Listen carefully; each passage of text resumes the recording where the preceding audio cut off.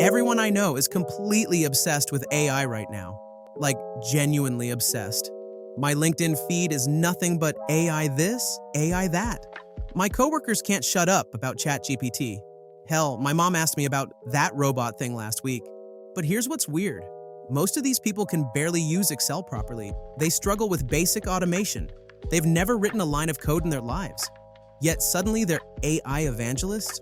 I used to think this was just about the technology being cool. You know, shiny new toy syndrome. But then I realized something that completely changed how I see this whole AI craze. And it's not what you think.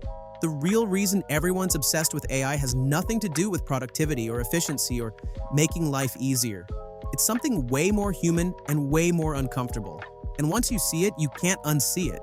It explains why your friend who can't figure out their smart TV is suddenly posting about the future of work. AI promises mastery without the grind. I thought people were excited about AI because of what it could do for them. Wrong, dead wrong. People are obsessed with AI because of what it represents. The fantasy of effortless mastery. Think about it. We live in a world where everything feels impossibly hard. Want to get in shape? That's months of discipline.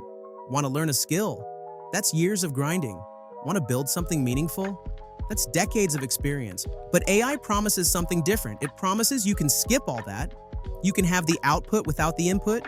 You can have the results without the work. You can have expertise without experience. We're all secretly terrified that we're falling behind.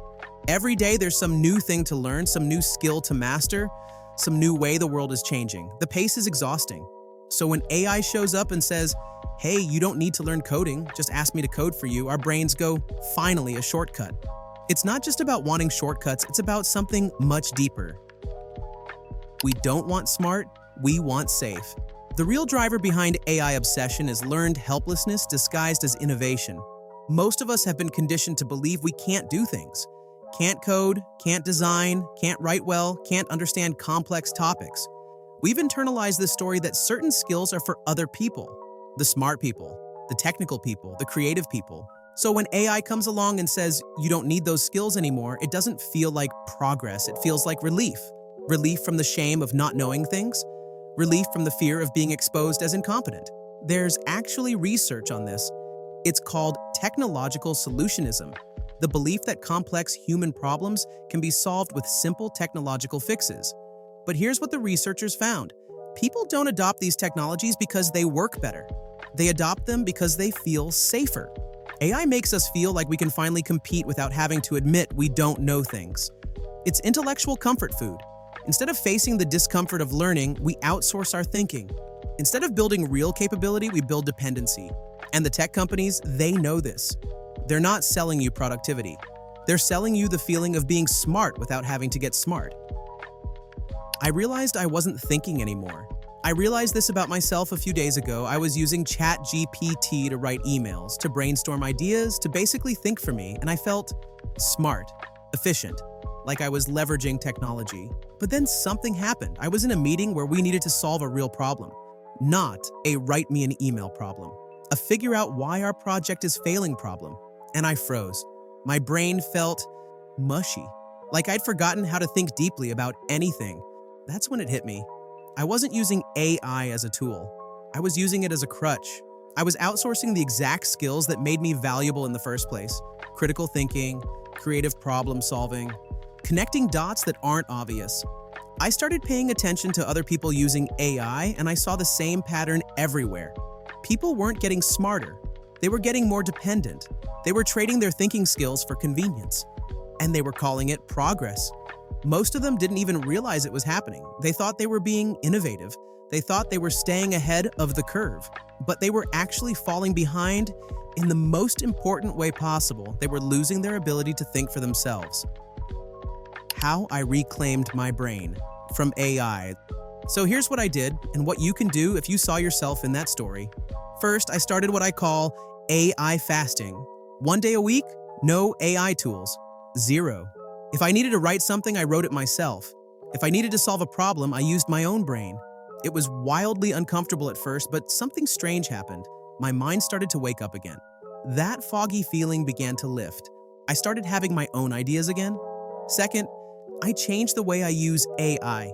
Instead of asking it to do things for me, I started asking it to teach me. Instead of write this email, I ask, what makes a great email in this situation? I stopped outsourcing execution and started treating AI like a research assistant, not a replacement for my thinking. Third, I committed to learning one genuinely hard thing that AI can't do for me. For me, it was woodworking. For you, it might be learning an instrument, playing a sport, or mastering a hands-on craft. Something that requires effort, patience, and intuition. Something that reminds you what real mastery feels like, the kind you earn, not download. Fourth, I started practicing boredom. Yeah, I know, sounds weird. But when I hit a mental wall, instead of instantly prompting ChatGPT, I just sat with it, took a walk, let my mind wander. And guess what? That's where my best ideas started coming from. Not from prompts, but from discomfort, silence, and space to think. The goal isn't to ditch AI, it's to use it without losing yourself, to remember that tools are powerful, but only in the hands of someone who still knows how to think, someone who's still curious, still willing to struggle, still willing to grow. The point isn't to avoid effort, the point is to stay human. Real progress doesn't come from outsourcing your mind. It comes from sharpening it, from staying in the arena, even when it's hard, from choosing growth over convenience. I can support that journey, but it can't replace it. You still have to do the work that matters. You still have to wrestle with the unknown, make tough calls, sit in silence until a breakthrough comes. That's where real value is created. That's where your edge is, not in knowing all the answers, but in being the kind of person who doesn't stop asking the right questions. Use AI, but don't lose yourself. Look, I'm not saying AI is bad. I'm saying our relationship with it reveals something uncomfortable about ourselves. We're so afraid of not knowing things that we'd rather outsource our thinking than admit we need to learn. But here's what I've realized.